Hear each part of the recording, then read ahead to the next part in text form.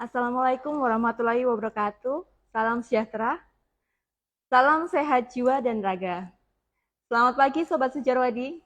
Kembali bertemu dengan kami di acara talk show dengan tema Pekan Menyusui Sedunia dengan tema Close the Gap Breastfeeding Support for All, yaitu dukungan menyusui menjadi tanggung jawab bersama. Sobat Sejarwadi, air susu ibu atau ASI mempunyai peran vital dalam pertumbuhan seorang anak, terutama selama 6 bulan pertama kehidupan. ASI memasok semua nutrisi yang diperlukan bagi anak pada masa pertumbuhannya. Oleh karena itu, peringatan Hari ASI sedunia diadakan bahkan diperingati selama 1 pekan lamanya dari tanggal 1 hingga 7 Agustus. Hal ini merupakan untuk menekan pentingnya dukungan berbagai pihak bagi seorang ibu dalam memenuhi kecukupan ASI-nya. Sobat Sejarwadi, harus kita ketahui dukungan menyusui adalah menjadi tanggung jawab bersama. Dalam hal ini, Rumah Sakit Kami Tercinta turut berpartisipasi dalam edukasi pemberian dukungan menyusui untuk ibu dan bayi. Pada siang ini telah hadir narasumber kita, Dr. Fadilah Asahro IBCLC dan Jimmy. Beliau adalah konselor asing, di mana memiliki sertifikasi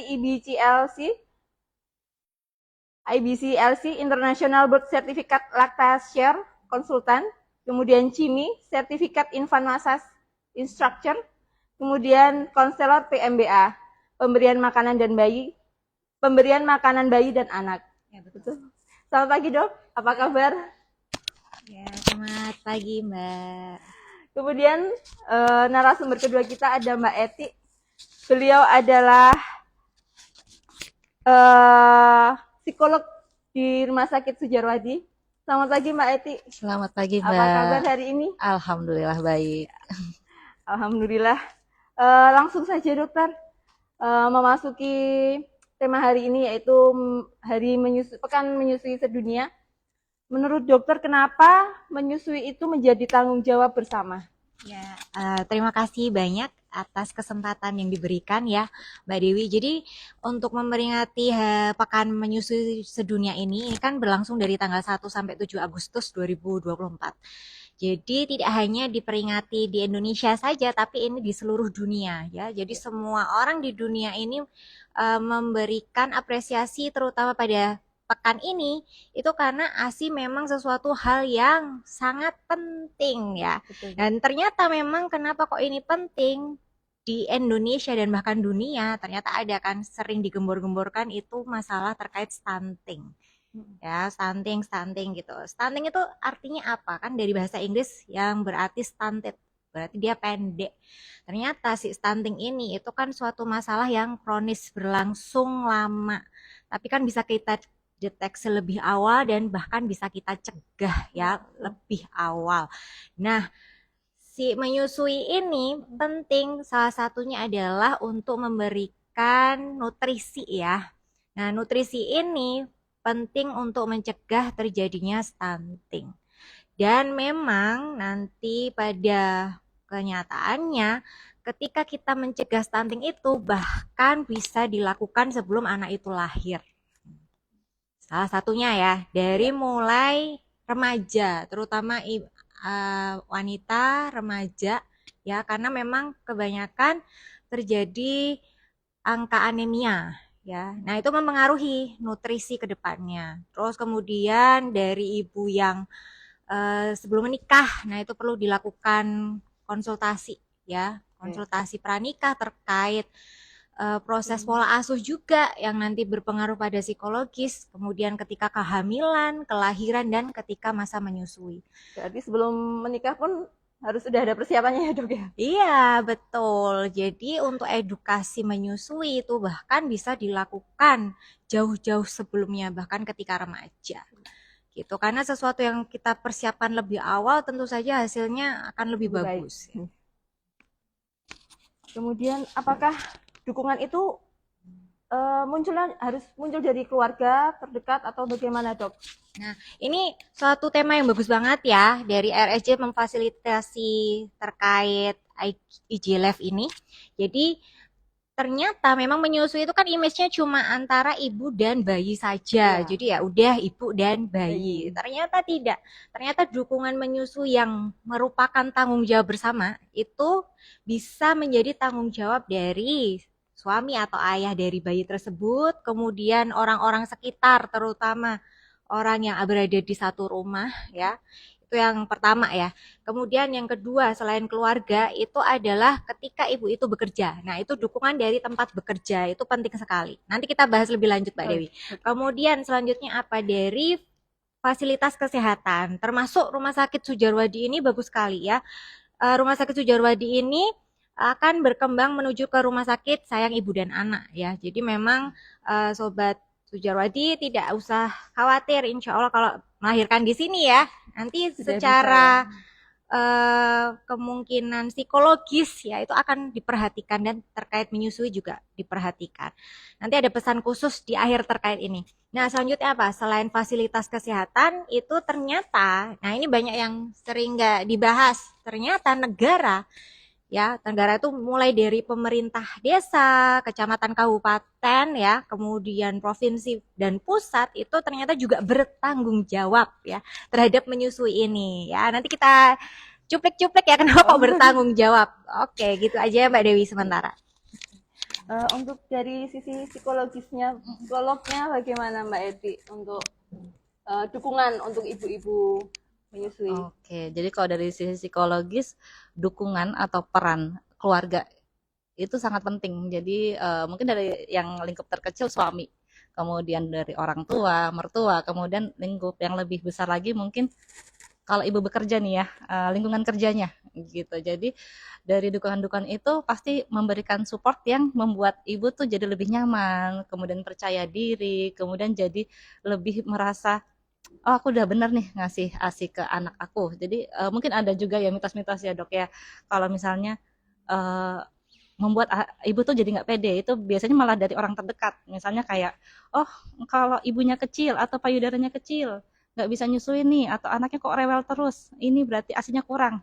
Kata-kata seperti itu biasanya buat si ibu jadi nggak pede malah akhirnya oh ganti formula aja deh misalnya atau akhirnya udah deh nggak mengasihi aja gitu kan itu justru yang membuat nanti hambatan-hambatan dalam menyusui jadi peran dari suami misalnya peran banyak perannya misalnya kalau ibu istilahnya belum melahirkan aja cari informasi gimana sih mungkin ketika nanti ibu mulai bekerja cara ngasih ASI dari botol ke anaknya seperti apa cara menyimpan ASINya atau cara tadi ya mungkin buat ningkatin hormon-hormon ke ibu biar lebih bahagia tuh gimana gitu mungkin suami bisa beliin makanan kesukaannya pijat-pijat itu ya dok ya mungkin nanti dokter bisa jelasin gimana cara pijat yang baik untuk si ibu yang bisa dilakukan oleh keluarga di rumah gitu untuk meningkatkan hormon yang bisa memproduksi asinya kemudian peran dari orang tua mertua gitu juga penting sih jadi misalnya gini kadang banyak mungkin tadi mitos yang masih dipercaya oleh orang tua atau mertua kayak mungkin ketika anaknya kok nggak besar-besar. Padahal kan kalau misalnya anak yang ASI itu memang kayaknya nggak terlalu besar gitu ya. Terus oh ini kurang nih kasih makanan nih udah nih gitu kan. Padahal emang enggak belum waktunya gitu kan. Mungkin nanti ada faktor-faktor yang bisa dicek kapan si anak dikatakan ASINya cukup atau enggak gitu. Kemudian mungkin itu jadi informasi itu juga harus terpapar ke orang tua dan mertua si anak ini gitu. Jadi biar jalannya sama gitu. Kemudian dari lingkungan kerja. Lingkungan kerja tadi udah disinggung dokter juga kayak tempat menyusui yang kondusif, ada mungkin ruang pojok menyusui, kemudian teman-teman kerjanya mungkin menyediakan waktu gitu ya bagi rekan kerjanya yang mungkin lagi waktunya menyusui ya udah silahkan menyusui ya gitu jadi nggak mungkin malah buru-buruin atau apa gitu juga jadi dukungan emosional juga buat si bayi atau buat si ibu dalam menyusui tadi gitu Mbak Dewi. Dokter, untuk keluarga ini sendiri apakah yang bisa diberikan untuk mendukung ibu menyusui? Ini pertanyaannya bagus banget ya. Jadi kita memang harus melihat ternyata ketika proses menyusui itu tidak hanya melibatkan ibu dan bayi saja ya. Ternyata keluarga terdekat bisa mendukung proses menyusui itu. Salah satunya kenapa harus kita perhatikan. Jadi kalau kita mau lihat struktur payudara ya, Sobat Sujaru Adi. Nah, ini ada payudara. Ya, payudara itu terdiri dari yang namanya area gelap, itu areola, itu adalah ininya ya boleh mohon izin ya. Jadi area gelap. Nah, area gelap ini adalah lokasi untuk bayi itu menghisap ya, bukan area puting. Kenapa harus area gelap itu? Ternyata jika kita buka anatomi payudaranya, itu ada yang namanya saluran ASI. Ya, saluran ASI yang warnanya biru-biru ini. Dan ada yang namanya alveoli. Alveoli ini yang warna kuning. Ini tuh mirip kayak kalau kita lihat struktur paru. Nah, si alveoli ini ya, itu akan membesar ketika dari otak itu ada namanya hormon prolaktin. Dia memberikan sinyal dan akan memberikan si alveoli ini penuh. Nah, ada satu hormon lagi yang berfungsi ya. Ini hormon cinta namanya hormon oksitosin. Dia mempengaruhi otot-otot di sekitar alveoli ini untuk berkontraksi. Nah, berkontraksi ini maksudnya adalah apa? Ada yang namanya milk ejection, jadi pengeluaran ASI. Nah, itu penting. Ada kan pasti ibu-ibu yang rasanya payudaranya penuh, tapi kok nggak bisa keluar. Nah, kita harus memantau nih, kira-kira ini hormon cintanya bermain tidak gitu, hormon oksitosinnya bisa tidak. Nah, cinta itu kan bisa berpengaruh dari ibu ya, itu tergantung ya Mbak ya kesukaannya ya secara psikologis ya. Ada yang ibu senang diperhatikan, jadi misal dengan kata-kata, dengan sentuhan, dengan memberikan hadiah ataupun perhatian. Jadi kalau kita melihat terkait bahasa cinta ya. Nah, tapi nanti kalau dengan proses untuk meningkatkan hormon oksitosin itu yang bisa dilakukan salah satunya adalah pijat laktasi. Nah, di sini nanti saya akan demo sedikit ya, Sobat Sujarwadi terkait pijat laktasi. Ini saya bawa pantom ya, pantom ibu. Ini pura-puranya ibu ya, kelihatan ya.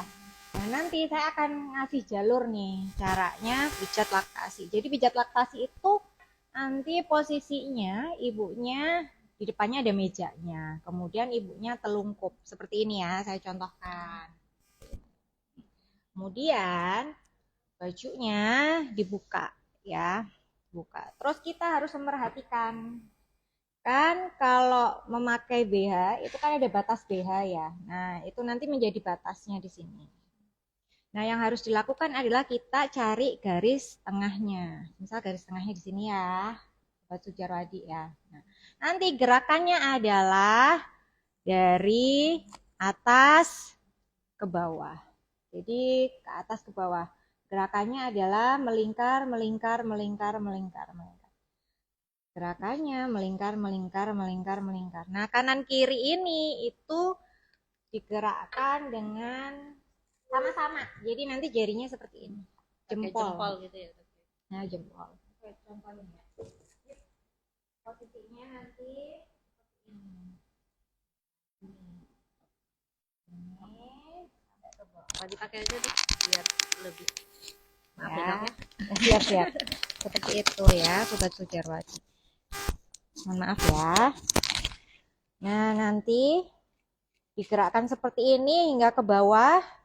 Kemudian diulang lagi dari atas ke bawah. Nah, yang perlu dilakukan dari proses pijat adalah tidak perlu terburu-buru. Jadi, prosesnya pelan-pelan, pijatannya dikonsentrasikan di ujung jempol. Seperti itu. Pada proses ini, kemungkinan besar akan terjadi yang namanya LDR. LDR itu ketika ASINya akan menetes deras. Itu tidak apa-apa ya. Berarti memang pijat oksitosinnya berhasil. Nanti kalau Sobat Sujarwadi ingin belajar lebih lanjut terkait pijat oksitosin ya, Mbak Dewi ya. Nanti bisa berkonsultasi lebih langsung. Nah, contoh selanjutnya. Pijat oksitosin itu bisa dilakukan oleh suami atau orang terdekat seperti saudara atau orang tua yang ibunya nyaman ya. Jangan sampai yang melakukan pijat oksitosin yang ibu tidak nyaman, insya Allah tidak akan keluar dan tidak akan berhasil. Kemudian yang selanjutnya yang bisa dilakukan oleh keluarga, ya tadi kan dibahas terkait kemungkinan akan bekerja ya. Nah pasti ya, kira-kira nanti saya ngasih ASI pakai apa nih gitu kan. Nah untuk memberlangsungkan menyusui hingga 2 tahun, kita harus pintar memilih metode memberikan ASI. Nah, salah satu metode pemberian ASI yang dianjurkan itu adalah cup feeder ya. Cup feeder ini itu bentukannya runcing di ujungnya. Ini adalah berfungsi agar ketika terkena dengan mulut bayi itu seperti ada corongnya sedikit. Nah, nanti ketika memberikan ASI dengan cup feeder itu posisinya memang agak setengah duduk. Kemudian kita condongkan cup feedernya ke dalam mulut. Jadi di sini itu tidak dituangkan ya, Sobat Sujarwadi. Jadi ini memang settingannya alhamdulillah si bayi itu insya Allah pintar ya. Anteng. Nanti insya Allah dia pintar karena kayak nyecep. Dan akan insya Allah masuk. Dan lebih mudah dibanding media lain seperti sendok, pipet, dan lain-lain. Tapi tetap nanti tergantung ya, dia lahirnya prematur atau cukup umur, itu mempengaruhi oral motor dari bagian mulut juga. Ya, nanti pentingnya memang dikomunikasikan dengan tenaga medis. Kalau ini bisa atau enggak. Cup feeder itu memang menghindari bingung puting ya dokter ya? Betul, jadi cup feeder ini menghindari bingung puting. Karena apa? Kalau bayi itu menyusui ya, menyusui di payudara itu kan memang harus sampai ke area yang hitam ini. Jadi hisapannya sangat dalam, sangat kuat. Tetapi kalau dia terbiasa dengan tadi botol susu, hisapannya lebih pendek, nggak sampai ke dalam. Nah, kemudian itu yang pertama, alirannya lebih mudah. Karena ternyata kalau nanti Sobat Sujarwadi penasaran kok di dalam mulutnya bayi itu bentukannya kayak apa sih waktu pas menghisap ASI, itu ada ritmenya. Jadi kalau botol kan langsung ngalir ya, sep ngalir, sep ngalir. Kalau di payudara tidak, dia ada gerakan lidah itu ritmis, zzzz, baru ngalir gitu. Nah nanti juga ketika payudara dihisap oleh bayi, itu juga diperhatikan di mulutnya ya, apakah dia menggembung atau enggak, ada suara atau enggak, dipastikan posisi pelekatannya baik. Dan masalah posisi. Nah ini saya mau pesan kepada ibu-ibu dan keluarga ya. Jadi posisi menyusui itu tidak hanya gini aja. Ya, nanti masih banyak posisi yang lainnya. Jika si bayi cenderung lebih suka ke posisi payudara yang satu, ini pasti ada nih yang jadi favorit, entah itu payudara kiri atau payudara kanan. Untuk bisa dia suka di payudara yang tidak suka, itu bisa dengan posisi yang lain gitu. Mungkin posisi football gitu kan. Emang agak aneh gitu. Ya. Tapi memang karena bisa jadi payudara satunya alirannya kurang deras. Makanya dia pengen yang lebih deras gitu. Atau kadang malahan alirannya lebih deras. Nah, nanti bisa dilakukan seperti IMG. Itu mengurangi aliran. Jadi masih ada 1001 cara yang bisa dilakukan ya. Bisa gitu prinsipnya. Ini kalau ini masalah keluarga nih Mbak Dewi ya. Seperti itu yang bisa dilakukan oleh keluarga salah satunya selain tadi yang dibahas sama Mbak Eti ya. Mungkin Sobat Sujarwadi apabila ada pertanyaan bisa ditulis di kolom komentar, nanti bisa ditanyakan kepada pakarnya Dokter Fadilah atau Mbak Eti, bisa ditulis di situ. Dokter, untuk peran tenaga medis di sekitar rumah atau di rumah sakit, apakah ada yang begitu baik untuk mendukung jadi proses menyusui? Sobat Sujarwadi semua, mungkin besok-besok bisa ya yang ke posyandu itu bisa, mungkin bukan ibu gitu. Mungkin ayah juga boleh ya. Jadi menormalisasi ayah pergi ke posyandu itu enggak apa-apa. Jadi bisa tahu nih ternyata di posyandu itu ngapain. Salah satu dukungan dari tenaga medis ya. Saya pesan ke tenaga medis yang semua yang melihat IG Live ini ya. Ini ada salah satu fasilitas yang diberikan negara yang bagus, termasuk dukungan dari negara juga adalah buku KIA. Di buku KIA ini bagus banget. Ini yang versi terbaru 2023. Yang harus dilakukan tenaga medis, pesan saya adalah satu ya. Itu kan memang di grafik ya dilihat kan. Nanti yang dipastikan untuk tenaga medis adalah grafik yang warna hijau. Ya, yang warna hijau ini. Kan memang kalau kurva pertumbuhan itu kita harus perhatikan, semakin dia mendekati warna hijau itu semakin baik. Ternyata yang berlebihan tuh nggak baik. Jadi hati-hati ya. Kalau punya anak yang dia juga obesitas gitu. Kan banyak nih yang kabar-kabar cuci darah itu ya. Itu agak Melihatnya itu kalau mengkhawatirkan. semakin gendut itu semakin lucu, Dok. Ya.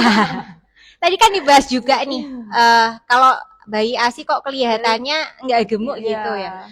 Nah, terlalu gemoy gitu. Nah, ternyata memang kita kalau menentukan itu pertumbuhannya baik atau tidak, kita harus plotting lewat grafik gitu. Dan memang grafik ini baik ya.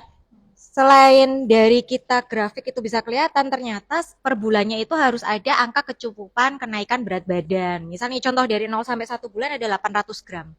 Nah, itu penting juga diketahui ya oleh ibu. Nah, tenaga medis itu perlu memperhatikan selain berat badan yang diukur ya, itu harus memperhatikan pengukuran tinggi badan ya, atau panjang badan untuk usia kurang dari 2 tahun.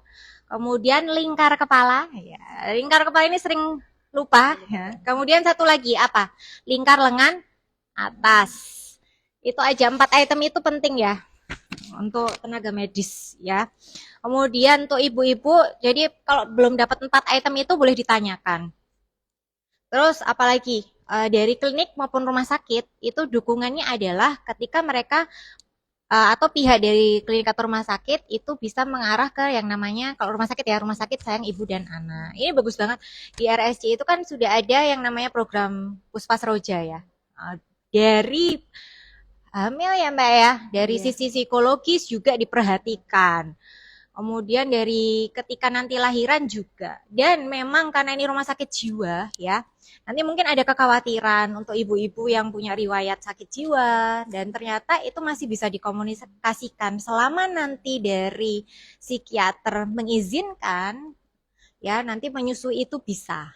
Dan bahkan ketika nih contohnya semisal dari awal melahirkan tidak bisa menyusui karena memang perlu diberikan zat antipsikotik misal kayak gitu, dan memang tidak bisa menyusui. Kemudian nanti kedepannya baik nih ibunya, keberlanjutannya bagus gitu kan, mungkin akan diturunkan dosis dan sebagainya, atau mungkin diganti yang lain gitu ya, obat yang lebih bisa ke ASI.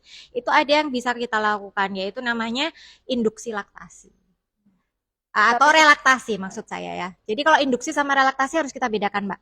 Jadi kalau induksi itu untuk ibu yang belum pernah menyusui sebelumnya. Jadi contohnya untuk kasus-kasus ibu mengadopsi anak. Nah, itu belum pernah. Kalau relaktasi adalah dulu semisal sudah pernah nyusui, mau nyusui kembali. Gitu. Atau misal induksi laktasi, misal contohnya kalau ketika dia habis lahiran, belum pernah juga nyusuin sama sekali, mau nyusuin lagi, insya Allah masih bisa ada cara gitu ya.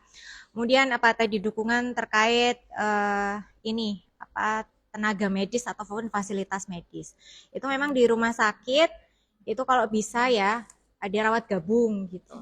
Jadi memang kalau bisa menyusui secara langsung itu lebih bagus. Ya karena apa? Karena hisapan bayi itu tidak terkalahkan dengan apapun. Seperti itu. Kemudian nanti secara psikologis lebih baik. Ya, gitu ya, Mbak. Gimana nih Mbak, malah mau tanya gitu. Kira-kira kemarin waktu pas ada ibu hamil nggak yang mengkonsultasikan gitu secara psikologisnya gimana? Ternyata kan pasti mempengaruhi ya ketika nanti lahir ya. Iya. Ya, jadi memang kalau kita udah hubungin manusia pasti psikologisnya ya pasti erat gitu ya Dok ya. Apalagi misalnya ini kondisinya hamil, berarti kan ada perubahan gitu. Nah, perubahan-perubahan ini yang menyebabkan seseorang berarti kan butuh adaptasi, ada perubahan, timbul kecemasan. Nah, apalagi mungkin yang baru pertama. Jadi biasanya konsultasi tentang gimana nih, aku bisa nggak kayak gitu jadi ibu, terutama untuk mungkin yang masih muda-muda gitu ya Dok ya. Kita kan juga di psikologi ada konseling pranikah, terutama untuk yang usia dini nih, yang di bawah 19 tahun yang harus ke psikolog untuk butuh surat kesiapan menikah gitu munculnya. Jadi kita tes secara asesmen psikologi apakah Sudah siap atau belum? Walaupun rata-rata belum siap nih ya Mbak Dewi ya. Cuman tetap kita adakan ya pencegahannya konseling pranikah lah. Kita lakukan konseling gimana ke depannya harus kayak gimana, hambatan-hambatan yang mungkin terjadi, kamu harus belajar apa, persiapan-persiapan yang dilakukan sebelum nanti kamu hamil, bahkan nanti mungkin melahirkan. Makanya nanti terkait tadi ya, jauh sebelum dia hamil dan melahirkan udah ada pencegahan dulu nih.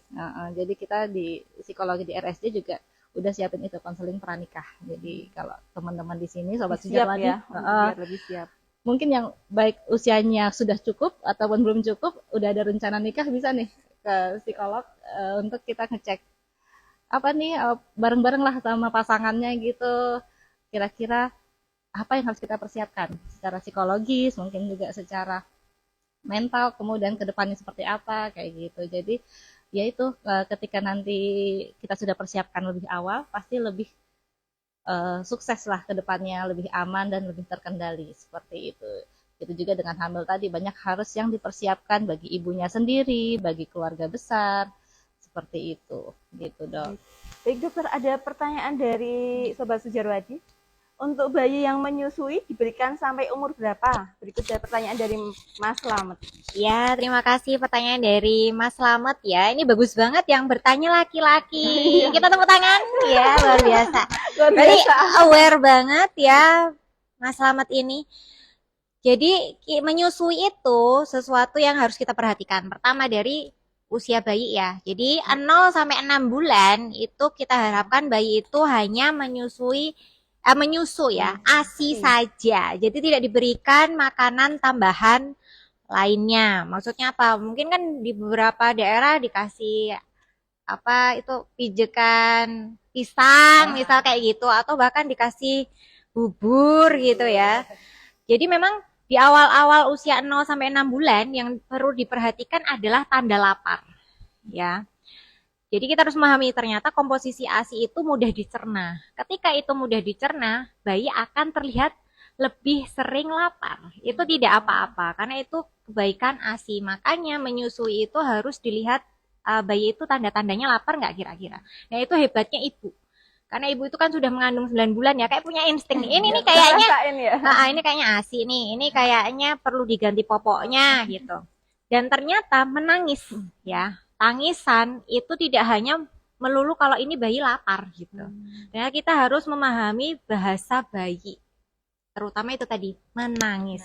Jadi menangis itu bisa kita bedakan karena kebutuhan emosional yang pertama ataupun kebutuhan fisik. Nah, emosional contohnya apa? Oh, mungkin kayak hawanya kayaknya pengen dipeluk aja nih, pengen ditimang aja atau emang pengennya sama ibu aja, misal kayak gitu. Kalau semisal fisik ya tadi bisa lapar atau bisa popoknya basah, bisa ruangannya panas. Nah, seperti itu. Saya berpesan kepada ibu-ibu, percaya dirilah karena Anda itu sudah bersama bayi Anda 9 bulan ya dikandung. Pasti insya Allah bahasa Anda itu nyambung dengan bayi Anda ya. Kemudian selanjutnya 0 sampai 6 bulan ya. Nah, selanjutnya apa yang harus diperhatikan? Ketika usia 6 hingga 12 bulan, itu komposisi ASI tidak 100% diberikan kebutuhan kepada bayi ya. Itu jadi 80 ya, 60-80%. Nanti akan naik berkurang maksudnya ketika bayinya semakin besar. Nah, kan hanya 80%. Terus nanti dikasih apa nih? Nah, dikasih yang namanya MPASI, makanan pendamping ASI. Nah, yang harus diperhatikan adalah makanan pendamping ASI ini harus dengan zat yang tinggi, zat besi. Karena memang bayi ASI itu kecenderungannya adalah zat besinya akan semakin bertambah usia semakin menurun. Gitu. Makanya perlu ada tambahan makanan pendamping ASI. Contoh yang zat besinya tinggi itu daging-dagingan, seperti daging sapi, daging ayam, ikan, dan hati ayam. Dan telur juga boleh, tapi memang nanti kalau dengan telur perlu pemberian bersama dengan vitamin C. Jadi penyerapannya lebih bagus. Nah, nanti vitamin C itu maksudnya apa? Bisa dengan pengenalan buah dan sayur. Jadi memang di bawah usia 12 bulan dan di atas 6 bulan itu buah dan sayur hanya pengenalan. Jadi kita lebih banyak porsi di zat besi. Kemudian apa? Usia di atas 12 bulan. Itu kan komposisi ASI udah 50-50 nih. Ya. Jadi memang bukan sesuatu yang utama, tapi tetap harus diberikan. Karena apa? Semakin banyak ASI yang diberikan hingga usia 2 tahun full, itu semakin banyak manfaat yang bisa diterima oleh bayi ya dan ibunya. Nah, contohnya kalau manfaat untuk bayi lebih banyak tidak alergi, lebih banyak tidak sakit. Kemudian kalau ibunya terhindar dari salah satunya kanker, ya itu bagus banget kan. Kemudian juga bisa jadi program diet. Karena menyusui itu sendiri mengurangi kalori ya. Jadi ibu-ibu, tapi nanti harus diperhatikan adalah asupannya. Jadi beda ya sama hamil ya, bukan terus makan untuk 2 orang ketika menyusui. Karena ternyata menyusui itu hanya tambahan 500 kalori aja udah cukup, udah bagus untuk proses Jadi menyusui. ketika menyusui itu rasanya lapar terus. Itu menjadi tantangan tersendiri ya Mbak Dewi ya. Pengennya makan terus, atau mungkin juga karena ingin diperhatikan, ingin dibelikan ini itu ya. Gak apa-apa, itu juga bisa meningkatkan hormon dari oksitosin. Iya. Untuk pertanyaan berikutnya dokter, bagaimana dengan donor ASI? Konsepnya bagaimana? Ya, terima kasih banyak Ibu Maria. Jadi memang donor ASI ini sesuatu yang perlu kita perhatikan bersama. Jadi kan memang itu untuk pemberian ASI seyogyanya dianjurkan adalah pemberian secara langsung. Ya, maksudnya direct breastfeeding. Bayi menyusu kepada payudara. Atau nanti kasus-kasus yang selanjutnya adalah ibu-ibu yang bekerja. Kan kadang juga dia tidak bisa menyusui secara langsung, itu bisa dengan memerah ASI. Tapi kita harus memperhatikan juga ternyata ada kasus-kasus bayi membutuhkan donor ASI. Contohnya nih ya, misal ada ibu yang setelah proses melahirkan SC, kemudian ternyata ibu itu harus masuk ICU gitu, maksudnya tidak sadar gitu kan, berarti loh ini siapa ini yang memberikan ASI, kan nggak ada ya. Nah itu salah satu hal yang menjadi perhatian yang bagus gitu. Ternyata ASI itu dibutuhkan, apalagi terutama 30 hari pertama untuk yang neonatus. Karena ada yang namanya sindroma NEC yang dia bisa membuat sel-sel di usus itu mati, nekrosis, jika diberikan selain ASI. Nah, maka dari itu perlu yang namanya donor ASI. Kan memang di kenyataannya ketika nanti dokter spesialis anak bilang ini butuh diutamakan donor ASI dulu sih, ini akan mencarinya agak lebih sulit ya, karena tidak semudah itu mencari ibu ASI. Nah memang kan kadang nanti nyarinya di teman-teman yang terdekat. Ternyata memang si donor ASI ini perlu menjadi perhatian khusus ya, hati-hati sekali, terutama lewat screening awal. Contohnya apa? Ternyata ada beberapa penyakit yang mungkin bisa ditularkan lewat ASI. Contohnya HIV, hepatitis B, kemudian sifilis maupun CMV. Ya itu bisa. Nah makanya proses screening untuk tapi kan memang kalau semisal hamil, kehamilan dengan bagus, dia lewat puskesmas kan ada beberapa memang bisa sudah di screening waktu kehamilan. Nah itu kan bisa mengurangi kemungkinan itu. Kan ibu hamil waktu pas hamil kan di screening nih, salah satunya kayak hepatitis B dan HIV. Itu kan salah satu juga yang mengurangi resiko nih, kemungkinan seperti itu.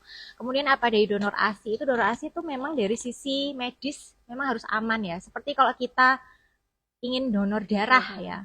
Kan kalau donor kalau donor darah kan nggak semuanya dengan HB sekian perlu donor darah, atau ini memang perlu donor darah enggak, atau bisa dengan nutrisi ataupun suplemen gitu kan.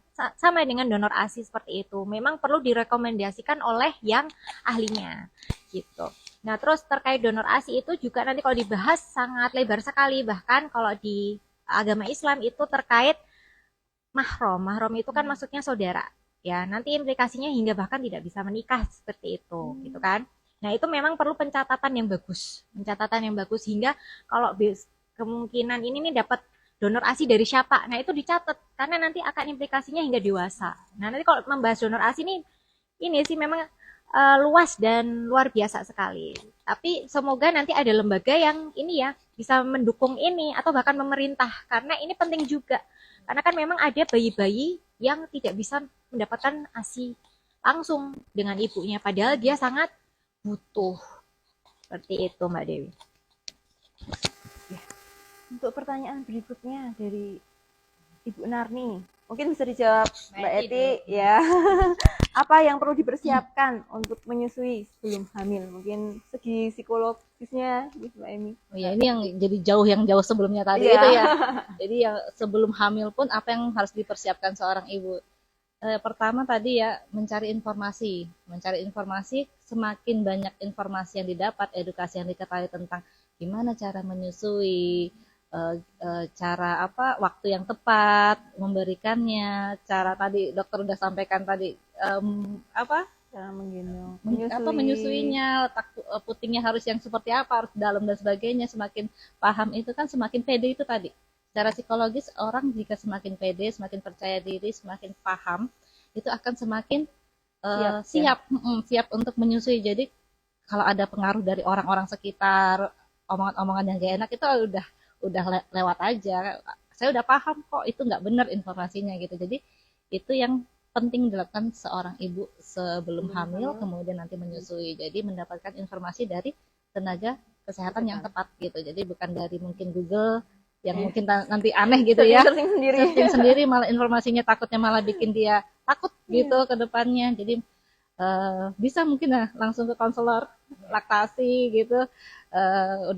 Udah ada persiapan nih mau nikah, mau hamil, kemudian nanti ke depannya menyusui, langsung ke situ. Kemudian yang diajak juga bukan ibunya aja, semua suami ya, suami penting ya. minimal mungkin suaminya aja. Misalnya kalau orang tua atau mertuanya agak susah gitu ya, minimal suaminya jadi bisa bantu nanti pas edukasi ke mertua dan orang tuanya gitu.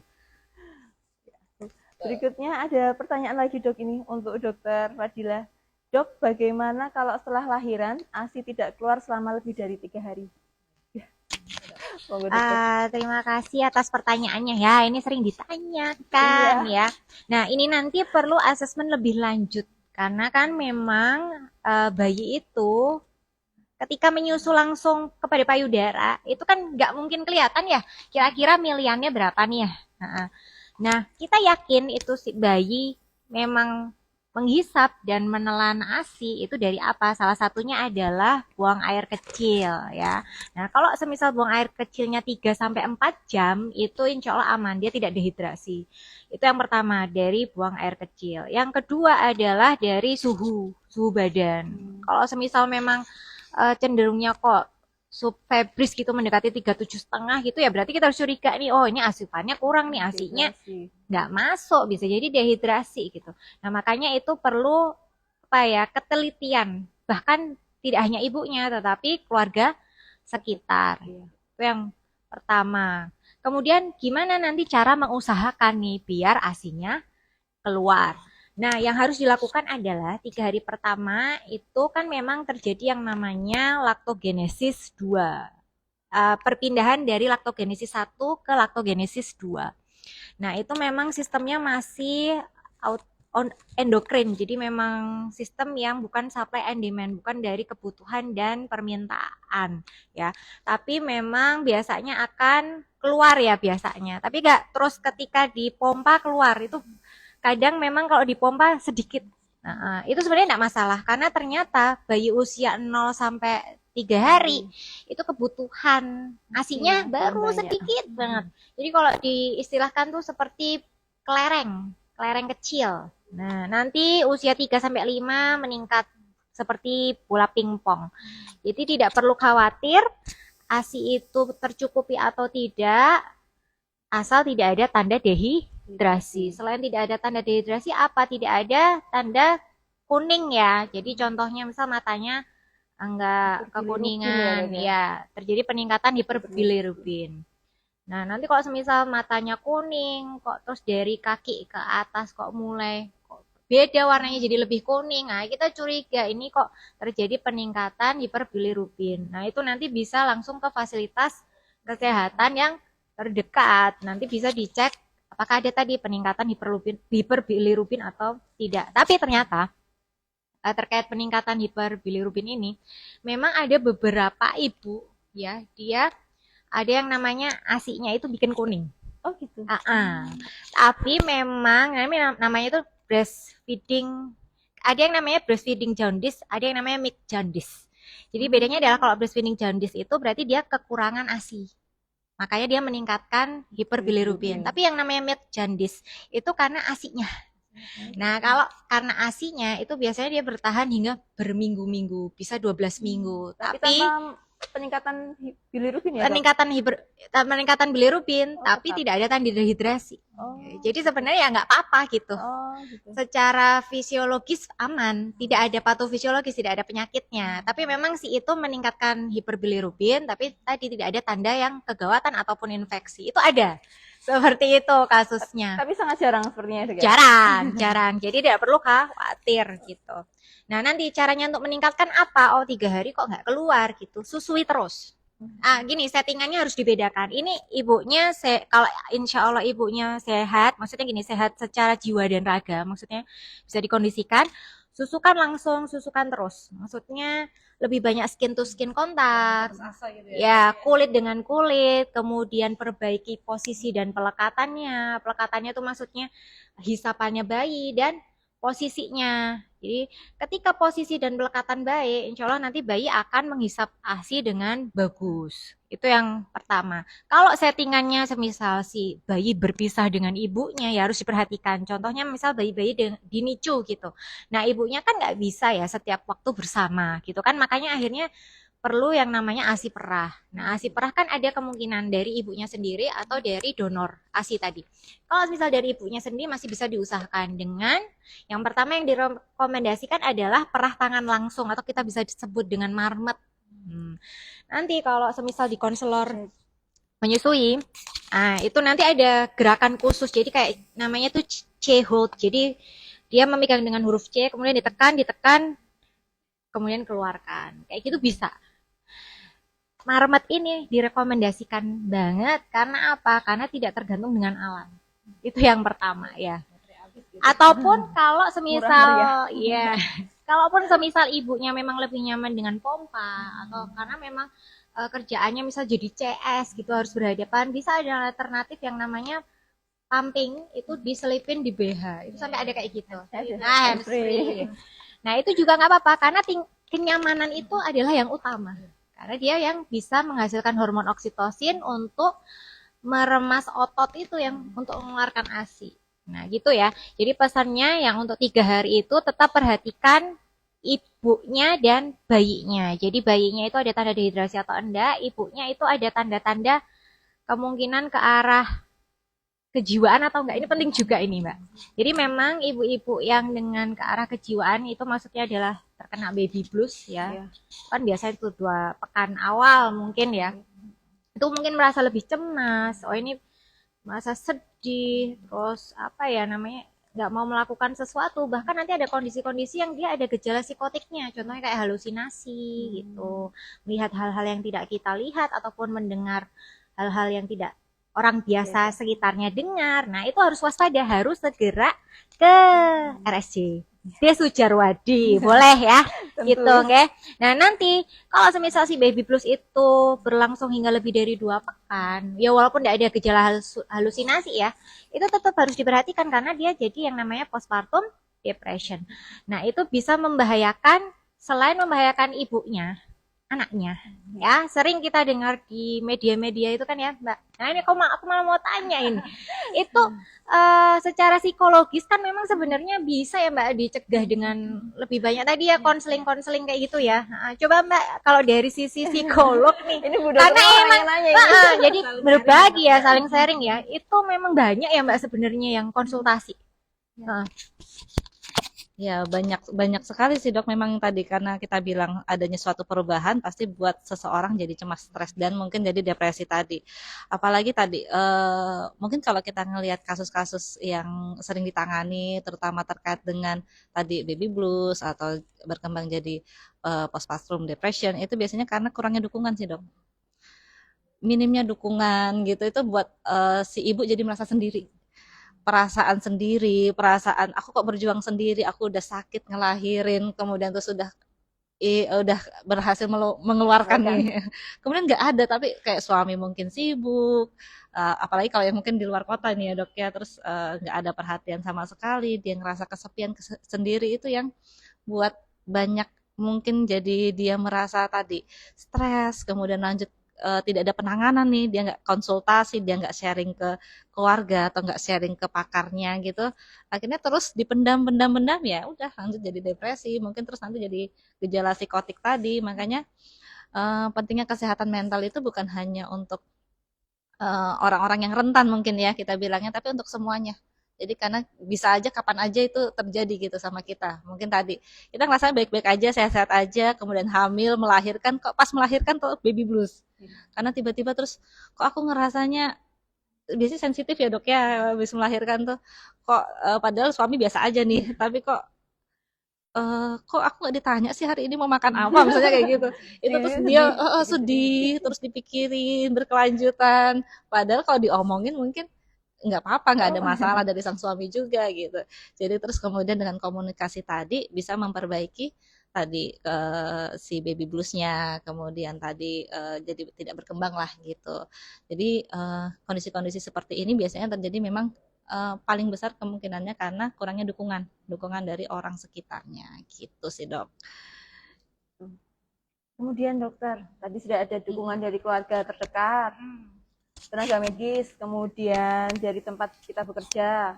Kalau dari negara, apakah ada dukungan yang Ya, spesifik? biasanya nggak sering dibahas ini, tapi Iya. ini penting banget ya. Ternyata negara itu bertanggung jawab. Bertanggung jawab karena apa? Yang pertama, jika nutrisi ASI itu tercukupi, kemudian dia terbebas dari stunting, maka diharapkan bahwa negara Indonesia itu bisa memiliki anak-anak yang cerdas, ya, dengan IQ yang mumpuni, yang bisa bersaing dengan global, gitu ya. Itu yang pertama. Kenapa kok jadi tanggung jawab? Karena impact-nya sebesar itu. Nah, tanggung jawabnya itu bagus. Yang sudah dilakukan dari negara ini, salah satunya ini, penerbitan buku KIA ya. Buku KIA ini lengkap banget. Kalau ada ibu hamil, belum baca hingga dia anaknya udah hampir 5 tahun itu mohon dibaca ya. Kemudian nanti kalau pengen versi lebih lengkap itu yang 2023 ini bagus banget. Ternyata Mbak Eti, di buku KIA ini ada yang disebut dengan pola asuh. Jadi pola ASI itu bahkan dari 0 ya sampai 28 hari, kemudian hingga 5 tahun itu dibahas. Jadi Lengkap ya dok? lengkap. Jadi ada perawatan hingga pola asuh. Kan contohnya salah satunya ini ya, banyak kan kasus anak-anak terlambat bicara dan sebagainya, itu kan tergantung pola asuh juga. Dan secara psikologis kan memang berpengaruh ya Mbak ya. Nanti mungkin habis ini bisa bahas itu ya, tambahan itu. Nah, selanjutnya apa? Kalau dari negara itu bagus. Salah satunya adalah Jawa Tengah ini kan termasuk yang memperhatikan hal itu. Jadi salah satunya ada yang namanya pojok ASI atau ruang ASI. Menyusui. Ya, pojok menyusui. Nah, memang diharapkan kalau semua fasilitas publik itu ada itu. Mungkin nanti bisa dilaporkan jika tidak ada itu. Nah, itu salah satu karena ada pergubnya. Kemudian dukungan negara itu ada juga kemarin bagus. Ibu yang hamil itu bisa dapat cuti 6 bulan. Ya, tapi dengan catatan ya, catatan. 3 bulan tambahannya, maksudnya kan 3 bulan itu kan sudah yang kemarin ya. 3 bulan tambahannya dengan catatan dokter. Ya. Nanti bisa dilihat ya, itu ada peraturan baru seperti itu. Nah, peraturan yang paling terbaru kemarin itu ada juga. Ternyata susu formula selain ASI itu diperhatikan. Maksudnya apa? Dari pemerintah ada aturan baru terkait harga. Jadi kan selama ini ada promosi harga-harga dan sebagainya. Sebenarnya pemberian susu formula itu tidak apa-apa asal dengan indikasi medis dan dengan resep dari dokter spesialis anak. Seperti itu. Ya? Iya. Jadi di dunia ini ada yang namanya WHO Code untuk tadi susu formula. Nah, itu salah satunya itu pemberian susu formula dengan tepat indikasi. Karena memang ada beberapa yang menjadi kemungkinan terjadi itu tadi. Misal diberikan di bawah usia 30 hari, bisa kemungkinan NEC atau alergi dan sebagainya. Seperti itu. Karena kan hierarki pemberian selain ASI itu diutamakan ASI donor, ASI ibunya sendiri, ASI perah.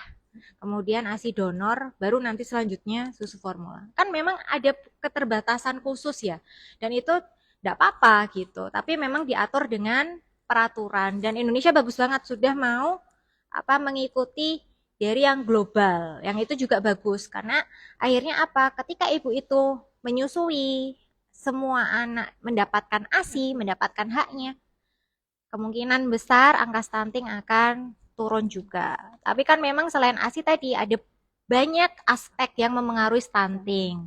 Selain nutrisi, nanti usia 6 bulan ke atas pakai MPASI, terus tadi pola asuh, nanti mungkin dibahas lagi ya, pola asuh ini bagus banget. Mungkin nanti kapan-kapan ada webinar parenting gitu ya. Terus kemudian yang ketiga apa? Tadi dari pemerintah itu tanggung jawabnya terkait sanitasi yang bersih. Air maksudnya. Ternyata kalau air itu tidak bersih, kemudian salah satunya misal tidak ada jamban. Saya pernah jalan-jalan menjadi petugas. Dulu saya pernah kerja di puskesmas gitu. Itu ternyata menurut saya kota yang sudah bagus itu ada yang masih tidak punya jamban gitu. Nah, ternyata kan memang kalau buang air besar sembarangan dia mengotori air, misal sungai juga berpengaruh karena nanti anak bisa minum air sungai itu, bisa infeksi. Nah, itu udah jadi kayak muter-muter aja. Nah, makanya itu penting juga pemerintah bertanggung jawab terkait hal itu. Ya, gitu aja sih Mbak Dewi. Perannya besar ya. Oh, sebenarnya besar. pemerintah ya. Ini untuk pertanyaan terakhir, dokter. Apakah benar wanita yang memiliki puting datar tidak bisa menyusui anaknya? Jika itu benar, bagaimana cara membangun percaya diri untuk ibu yang memiliki puting datar bahwa dia juga bisa menyusui? Nah, ini nanti bisa nyambung sama Mbak Etik nih untuk meningkatkan rasa percaya diri ya. Karena ternyata si kepercayaan diri ini juga dipengaruhi oleh orang-orang sekitar dengan komenan-komenan ya. Nah, nanti mungkin Mbak Eti bisa membahas lebih terkait ini ya, gimana cara menangkal kejulitan. Jadi gini, yang perlu diketahui adalah ketika menyusu itu tidak di puting. Ketika menyusu itu di area yang hitam ini, yang lebar ini. Jadi ketika bayi itu menyusu, membuka mulutnya, itu menangkap payudara hingga ke dalam sini. Jadi bukan di ujung putingnya. Nah, bagi wanita yang punya puting datar, secara konsep seperti kan harusnya bisa menyusui ya. Tapi ternyata memang untuk awal-awal proses menyusui ada beberapa bayi yang kesulitan. Dikarenakan tidak ada putingnya. Tapi bukan tidak berarti putingnya tidak ada, tidak bisa menyusui. Jadi masih bisa diusahakan. Karena nanti itu bagusnya ketika nanti waktu pas hamil sudah edukasi lebih dulu. Ada salah satu metode yang namanya nipple shield. Nipple shield itu kayak puting buatan. Nah, itu bisa nanti menjadi alat bantu untuk pertama-tama ketika bayi melakukan tadi pelekatan kepada payudara. Tetapi si nipple shield ini memang perlu dengan pengawasan dari konselor menyusui. Karena nanti impactnya bisa ketergantungan dengan nipple shield. Tapi nanti bisa juga dilakukan yang namanya metode tanpa nipple shield itu. Itu ada metode nipple puller. Jadi bentukannya kayak corong. Nah, corongnya itu nanti diletakkan di sini, ditarik gitu. Tapi ditariknya bukan sebelum melahirkan ya. Karena apa? Nanti ditakutkan terjadi kontraksi dini pada rahim. Jadi itu bisa dilakukan nanti setelah kelahiran. Si nipple puller itu. Karena ternyata si puting datar ini ada derajatnya. Enggak terus puting datar aja. Jadi ada yang inverted banget, ada yang setengah, full sama sebagian. Itu nanti masih bisa diusahakan, Bu. Nanti yang penting panjenengan nanti bisa apa ya ke konselor laktasi dimanapun ya boleh atau mungkin ke RSC juga bisa ya seperti itu ya. Kemudian nah nanti mungkin kepercayaan diri ya yang pertama ya tadi datang ke konselor laktasi itu kan bisa memberikan informasi yang tepat ya dan itu bisa membangun kepercayaan diri. Nanti mungkin Mbak Edi bisa ya sharing-sharing itu cara membangun dan menangkal kejulitan ya. Iya. Makasih Dok. Jadi nambahin tadi mungkin ya untuk menangkal-nangkal omongan-omongan netizen itu tadi ya. Gimana sih biar kita nggak usah fokus sama kata-kata negatif. Biasanya kan kalau netizen atau omongan orang yang biasanya mempengaruhi kita itu tujuannya untuk membuat kita jatuh ya Dok ya. Duh, itu semakin kita jatuh semakin senang nih. Jadi kalau kuncinya pertama ya dengan tetap harus ini tadi PD tadi itu harus tetap dengan kepercayaan dirinya dan bukan kepercayaan diri tadi dengan banyak gali informasi, gali pemahaman. Jadi semakin kita paham, semakin kita teredukasi, semakin kita PD. Jadi ada tadi tanggapan orang, oh nggak bisa nyusuin kamu putingnya datar. enggak kok, saya udah ke konselor laktasi bisa kok katanya. Yang penting kan yang nyusuin bukan hanya puting nih, harus yang sisi yang area gelap tadi yang besar itu. Jadi kan bukan hanya si putingnya, tidak bukan faktor utama gitu. Jadi dia paham, dia bisa bales nih si omongan-omongan tadi gitu. Terus dengan dukungan dan support dari diri sendiri juga. Jadi semakin kita sayang sama diri kita, semakin kita sayang sama anak kita, itu juga membangkitkan percaya diri kita gitu. Jadi dari diri kita sendiri juga, dari eksternalnya kita dapat informasi dari luar juga gitu. Gitu Nggak sih. terasa ini Dok, Mbak Eti masih tinggal kurang 5 menit ternyata. Ternyata bahasan ASI itu luas sekali ya. Besar banget ya. Untuk take home message-nya dokter. Oh iya. Ya, bisa diberikan untuk ibu-ibu yang menyusui. Take home message-nya adalah untuk kesemuanya, bukan hanya ibu saja, tapi semua orang bisa belajar lebih banyak terkait ASI. Jadi mulai dari komposisi ASI, manfaat ASI, itu kalau kita telisik lebih jauh, lebih lebar, itu luar biasa. Nah, ketika kita mengetahui manfaat ASI itu tuh hebatnya apa gitu ya. Bahkan tidak hanya buat ibunya saja bermanfaatnya, anaknya juga, keluarganya ya. Kemudian bahkan negara itu juga dapat manfaatnya. Itu kita bisa punya yang namanya tujuan. Nah, tujuannya apa nih gitu. Jadi buat ibu dan keluarga yang menonton IG Live ini ya, tentukan tujuan utama memberikan ASI itu apa. Nanti ketika ada halang rintang menghadang, kembali lagi ke tujuan itu. Oh, ternyata tujuannya ini nih. Satu, mungkin memberikan hak ASI hingga penuh, bisa mendapatkan ASI yang lebih banyak gitu. Nah, nanti kalau ada salah satu tadi kemungkinan komentar-komentar, kok anaknya kok kecil ya gitu, itu nanti kita bisa kembali kepada tujuan awal. Nah, itu akan memberikan keberlangsungan menyusui lebih lama. Terus yang kedua, jika ada hal-hal yang memang perlu dikonsultasikan kepada tenaga medis, marilah ke tenaga medis, bukan ke media sosial ya. Karena apa? Karena tenaga medis itu memiliki keilmuan dengan jam terbang ya, bukan dari membaca saja. Seperti itu ya. Jadi nanti bisa jika ada keraguan, salah satunya ke rumah sakit Sudjarwadi gitu ya. Kemudian yang ketiga, yang penting sekali untuk keluarga-keluarga yang memiliki ibu yang setelah melahirkan atau ada kecenderungan ketika kehamilan terjadi perubahan perilaku, tolong konsultasikan ya. Jadi image-nya kan kalau datang ke psikiater agak menakutkan ya, dikiranya bermasalah, ada kejiwaan dan sebagainya. Masih ada alternatif, bisa ke psikolog. Jadi di RSJ ini luar biasa ya, selain diperhatikan raganya, diperhatikan jiwanya gitu. Kalau dari saya seperti itu sih Mbak, ini lengkap banget sih RSJ, luar biasa. Mungkin dari Mbak Eti ya. Oke, makasih. Lengkapin pesannya untuk para ibu-ibu menyusui di sana, tetap semangat. Jadi tadi para ibu yang mengetahui kondisi anaknya, yakin sama kondisi dirinya sendiri dan anaknya, ini untuk keberhasilan menyusui itu sangat penting. Jadi nanti peran dukungan dari suami, keluarga, dan lingkungan sekitar itu penting. Jadi sinergitas semua pihak itu diperlukan. Jadi teman-teman ayo peduli terhadap ASI, kemudian peduli terhadap kesehatan mental. Itu dari saya. Makasih Dokter Fadila, Mbak Eti.